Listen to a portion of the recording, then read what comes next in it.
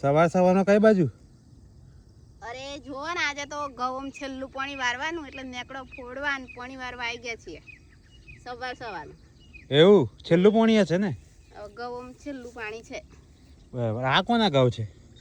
એ આપણે બાજુવાળાના હી જોવો ને. આ ઘઉં જોવો ને, અમારા ઘઉં જોવો. આ તો એક નંબર ઘઉં છે જોજો. આ જો કંટીઓ કેટલી મોટી મોટી મસ્ત આવી. અમારે તો એનાથી અડધી કંટીઓ હી ની. ચાલજો જોઈએ.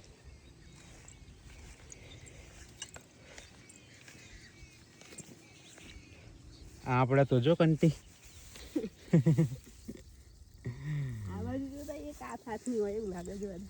આમ કેટલું મસ્ત દેખાય, મોટી મોટી કંટીઓ. હવે આ લોકોને આપણે પૂછવું પડે કે તમે બિયારણ કયું લાયા હતા, તો આવતી સાલ પછી આપણે એ જ બિયારણ કરી જો. કંટી તો દેખ.